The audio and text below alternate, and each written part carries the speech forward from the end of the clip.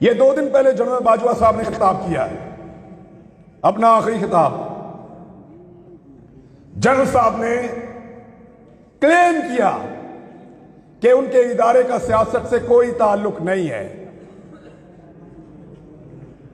मैं आप लोगों से इससे पहले मिला हूं कभी? नहीं मिला ना?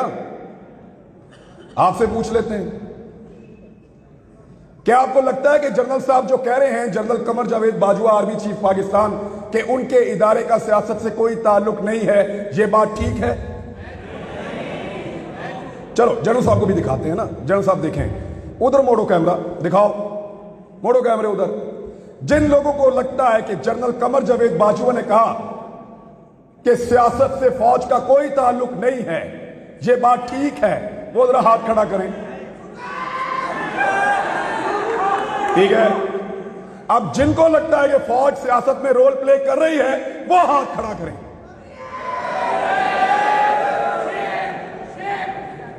लो जनरल साहब, ये रह गया एतबार आपका। निकलो बाहर, पूछो लोग किसकी इज्जत करते हैं, पता करो मारने वालों की इज्जत कर रहे हैं या मरने वालों की। पूछो जिन्होंने जमीन तंग की, जिन्होंने मारा, बाहर लोग उनकी इज्जत कर रहे हैं। निकल के देखो पूरी दुनिया के अंदर, जाओ जाओ, निकलो पूरी दुनिया में, तुम्हें तुम्हारी औकात पता चले। लोग तुमसे प्यार करते हैं या जान देने वाले अरशद शरीफ से प्यार करते हैं, पूछो जाके, आईना नजर आएगा, औकात पता चलेगी। जान से ही मार दिया। इस मुल्क को उसके लिए इन्होंने जहन्नुम बनाया था, साबिर शाकिर के लिए जहन्नुम बनाया था, सबको परेशान किया है, हमारे खानदानों तक को हरासा किया गया है, क्योंकि हम अकेले अकेले लड़ रहे थे। सबको लड़ना पड़ेगा। तुम्हें सिर्फ मारना आता है, तुमने सिर्फ मारना सीखा है, हमें मरने के अलावा भी बहुत कुछ आता है, और वो हम करके दिखाएंगे इंशाअल्लाह।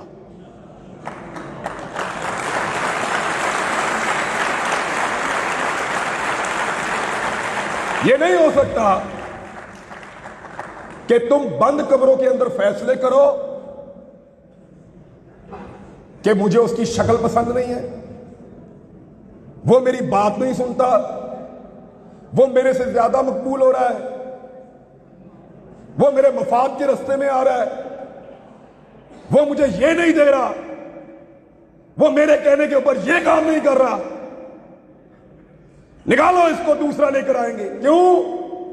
तुम्हारे बाप का मुल्क है, हमारा पाकिस्तान।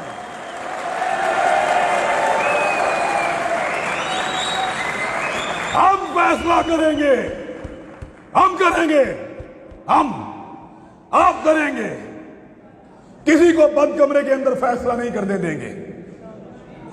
सबका मुल्क है, सब मुल्क में वतन है, सब इस मुल्क के वफादार हैं। ये जब मुझे इन्होंने गिरफ्तार किया, ये मुझे लेकर घसीटते थे, कभी एक थाने में, कभी दूसरे थाने में, कभी तीसरे थाने में। इनको लगता था ये मुझे टॉर्चर कर रहे हैं। खुदा की कसम मुझे पुलिस वालों ने कहा, हर पुलिस वाले ने कहा कि इमरान भाई हम शर्मिंदा हैं। पूरा निजाम जरगमाल बनाया हुआ था, एक आदमी की हमदर्दी इनके साथ नहीं थी।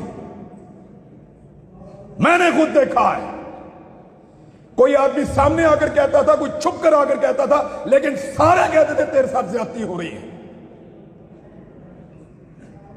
लेकिन जिस दिन सब मिलकर कहेंगे, आदम सवाती ने अकेले बुजुर्ग आदमी ने तमीज सिखा दी ना। आज देखा आपने, पहले उसको रात के अंधेरे में गिरफ्तार किया, रात को आए चोरों की तरह, डाकुओं की तरह, उसकी फैमिली के सामने उसको मारा, टॉर्चर किया, जलील किया, ले जाकर कपड़े उतारे, वीडियो बनाई और उसको रुसवा किया।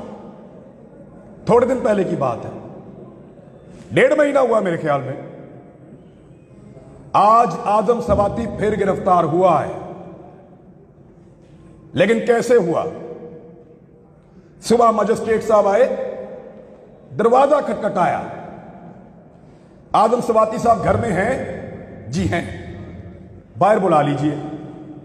आजम सवाती साहब बाहर आते हैं और उनको वारंट दिखाया कि हुजूर, आपके खिलाफ कानूनी चाराजोई हुई है, ये वारंट मौजूद है, आपकी गिरफ्तारी करना चाहते हैं। बने ना बंदे दे पुत्र। एक आदमी तमीज सिखा रहा है। सोचो,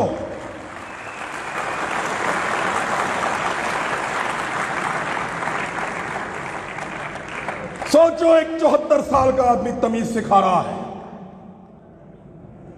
उसकी पॉलिटिकल पार्टी को भूल जाएं आप। हो सकता है वो नून लीग से होता, हो सकता है वो जमात इस्लामी से होता, हो सकता है वो पीपल्स पार्टी से होता, कहीं से भी, लेकिन तमीज सिखा दी है उसने। अब रात को नहीं आएंगे, कपड़े नहीं उतारेंगे, वो जुल्म नहीं करेंगे। तो इसलिए डट जाना जरूरी है। जितने लोग आज तक तारीख में डट गए, क्या उन सबको यकीन था कि वो जीत जाएंगे? नहीं, बिल्कुल नहीं। अंधे को भी नजर आता था कि ये जंग जीते जाने के काबिल नहीं है। पोरस को पता था कि सिकंदर बहुत ताकतवर है। सबसे बड़ी मिसाल देता हूं, क्या इमाम हुसैन रज़ी अल्लाह तआला अन्हु को और उनके साथियों को नहीं पता था? यकतरफा लड़ाई थी। जरूरी नहीं है कि आपने सारी लड़ाइयां जीतनी हो। कुछ लड़ाइयां आपको सिर्फ लड़नी होती हैं, उनमें उतरना पड़ता है।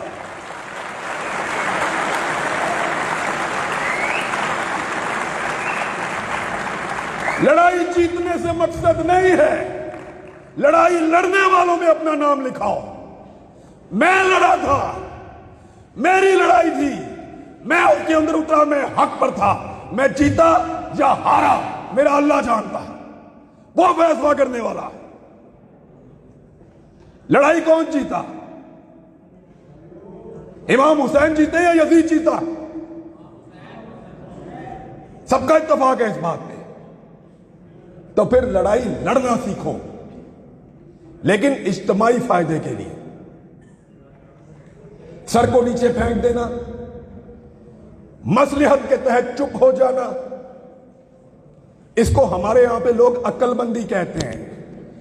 अक्लमंदी नहीं है, बुज़दिली है। मैं भी बुज़दिल था जब तक मुझे नहीं पता था। जब समझ आई तो मैं लड़ाई में आ गया। मुझे नहीं पता कल क्या होगा, इसका अंजाम क्या होगा। ये जो रिजीम चेंज ऑपरेशन हुआ पाकिस्तान में, सारे के सारे इसके बेनिफिशियरी हैं। जिन्होंने किया उनके केस खत्म हो गए। जिसके खिलाफ हुआ, जब मर्जी इलेक्शन कराओ जीत जाएगा। यानी इमरान खान को भी फायदा, शहबाज शरीफ को भी फायदा, जो करने वाले उनका भी फायदा। सब कुछ ना कुछ लेकर गए। नुकसान किसका हुआ? हमारा हुआ है।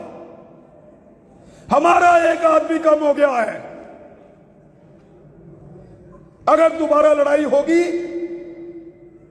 तो हम अपने एक बेहतरीन आदमी के साथ मैदान में नहीं आ सकेंगे।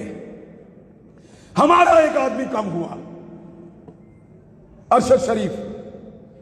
नुकसान तो हमारा हुआ है, फायदा तो सबने उठा लिया है। मेरी आप सबसे गुजारिश कि लड़ाई को लड़ना सीखिए, इस रविश को बदलिए। अगर ये इस्लामी जमहूरिया पाकिस्तान में डेमोक्रेसी है तो फिर सही वाली होनी चाहिए, या तो निजाम को ही बदल दो। ये नहीं हो सकता कि आप दुनिया को पढ़ाएं कि पाकिस्तान में जमहूरियत है और जहां पे आप तमाशा लगाकर रखेंगे, 4 बंदे बैठेंगे और फैसला करेंगे और पूरा का पूरा निजाम बदल देंगे। ये नहीं होने दें। कहने को मैं और बहुत